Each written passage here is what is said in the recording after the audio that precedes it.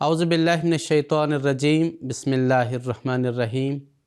معزز ناظرین السلام علیکم ورحمۃ اللہ وبرکاتہ۔ ناظرین، آج کے پروگرام میں سچائی کے بارے میں اسلامی تعلیمات کو بیان کرنا مقصود ہے۔ معزز ناظرین، سچ بولنا انسانی فطرت کا خاصہ ہے۔ انسان کو جب تک کوئی نفسانی غرض نہ ہو وہ جھوٹ بولنا نہیں چاہتا، اور جھوٹ کے اختیار کرنے میں ایک طرح کی نفرت اور قبض اپنے دل میں پاتا ہے۔ اسی وجہ سے جس شخص کا جھوٹ ظاہر ہو جائے وہ ناخوش ہو جاتا ہے۔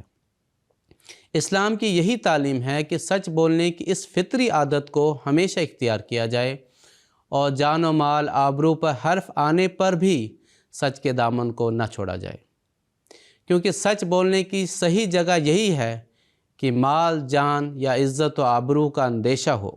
معزز ناظرین، اسلام تعلیم دیتا ہے کہ وَإِذَا قُلْتُمْ فَعْدِلُوا، یعنی جب تم بولو تو وہی بات منہ پر لاؤ جو سراسر سچ ہو، اگر تم اپنی کسی قریبی پر گواہی دو۔ اسلام کی تعلیم ہے کہ بتوں کی پرستش اور جھوٹ بولنے سے پرہیز کرو، یعنی جھوٹ بھی ایک بت ہے جس پر بھروسہ کرنے والا خدا کا بھروسہ چھوڑ دیتا ہے، سو جھوٹ بولنے سے خدا بھی ہاتھ سے جاتا ہے۔ اسلام کے بانی حضرت محمد مصطفیٰ صلی اللہ علیہ وسلم نبوت کا مقام ملنے سے پہلے عرب میں صدیق اور امین کے لقب سے مشہور تھے۔ آپ صلی اللہ علیہ وسلم کے بڑے بڑے مخالفین کو بھی یہ جرأت نہ ہوئی کہ آپ صلی اللہ علیہ وسلم پر جھوٹا ہونے کا الزام لگا سکیں، بلکہ یہ کہنے پر مجبور ہوئے کہ آپ صلی اللہ علیہ وسلم نے کبھی بھی دنیاوی معاملات میں جھوٹ سے کام نہیں لیا، اور آپ صلی اللہ علیہ وسلم کے دوست حضرت ابوبکر صدیق رضی اللہ تعالیٰ عنہ نے آپ کی صداقت کی کوئی دلیل مانگے بغیر ہی آپ پر ایمان لایا، کیونکہ وہ جانتے تھے کہ ہم ایک ساتھ پلے بڑھے ہیں۔ جب دنیاوی امور میں آپ صلی اللہ علیہ وسلم نے جھوٹ سے کام نہیں لیا تو خدا تعالیٰ جو سچوں کا حامی اور جھوٹوں کو ناپسند کرتا ہے اس پر کس طرح آپ صلی اللہ علیہ وسلم جھوٹ باندھ سکتے ہیں؟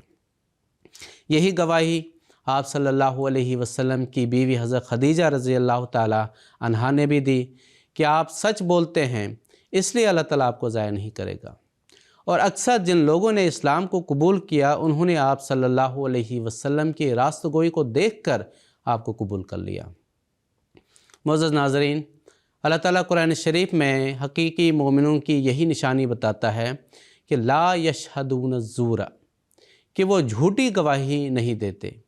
اللہ تعالیٰ نے قرآن کریم میں جو لفظ استعمال کیا ہے وہ جیسا کہ میں نے ابھی پڑھا کہ زور کا لفظ استعمال کیا ہے، جس کے معنی ہیں جھوٹ، غلط بیانی، غلط گواہی، خدا تعالیٰ کے شریک ٹھہرانا، ایسی مجلسیں یا جگہیں جہاں جھوٹ عام بولا جاتا ہو۔ معزز ناظرین، اسلام مذاقاً بھی جھوٹ بولنے سے روکتا ہے۔ اپریل فول وغیرہ کی رسم کا اسلام سے کوئی تعلق نہیں ہے، کیونکہ اس میں جھوٹ بولا جاتا ہے اور اس کو عام کیا جاتا ہے۔ اسلام کی تعلیم ہے کہ سچ اطمینان کا باعث ہوتا ہے، جبکہ جھوٹ شک اور تردد کا موجب ہوتا ہے۔ جھوٹے شخص کو ہمیشہ فکر رہتی ہے کہ کہیں ایکسپوز نہ ہو جاؤں۔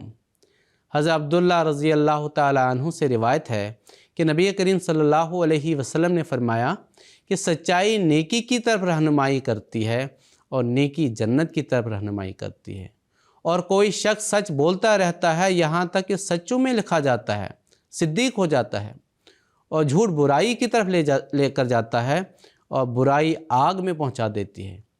کوئی شخص جھوٹ بولتا رہتا ہے یہاں تک کہ اللہ کے حضور جھوٹا لکھا جاتا ہے۔ معزز ناظرین، اسلام کی تعلیم ہے کہ قولوا قولا سدیدا، یعنی سیدھی اور صاف بات کرو۔ سدید کے معنی صرف سچ کے نہیں ہوتے، بلکہ یہ معنی بھی اس میں شامل ہے کہ کوئی فریب یا اخفا اس میں نہ ہو۔ معزز ناظرین، سچائی ایک ایسا وصف ہے کہ جس کے اپنانے کے بارے میں صرف مذہب ہی نے نہیں بلکہ ہر شخص جس کا کوئی مذہب ہے یا نہیں اس اعلیٰ خلق کو اپنانے کا پرزور اظہار کرتا ہے۔ لیکن اگر ہم جائزہ لیں تو اس اظہار کے باوجود سچائی کے اظہار کا حق ادا نہیں کیا جاتا۔ جس کو جب موقع ملتا ہے اپنے مفاد کے حصول کے لیے جھوٹ کا سہارا لیتا ہے۔ انسان کی ذاتی زندگی سے لے کر بین الاقوامی تعلقات تک میں सच्चाई का खुल्क अपनाने का जिस शिद्दत से इजहार किया जाता है, उसी शिद्दत से वक्त आने पर उसकी नफ़ी की जाती है। अपने मफाद हासिल करने के लिए रोज़मर्रा के मामूली मामलात में भी झूठ का सहारा लिया जाता है और हकीकी सच्चाई, जिसे कौल सदीद कहते हैं, उसकी नफ़ी हो रही होती है। बस ज़रूरत इस अमर की है कि सच्चाई की जिस तालीम को कुरान करीम ने पेश किया है उस पर अमल किया जाए। उस पर अमल करने के नतीजे में ही इस दुनिया में भी कामयाबी है और आखिरत में भी कामरानी मुक़द्दर है। अल्लाह ताला हम सबको इसकी तौफ़ीक़ अता फ़रमाए। आमीन बिरहमतिका या अरहमर राहिमीन।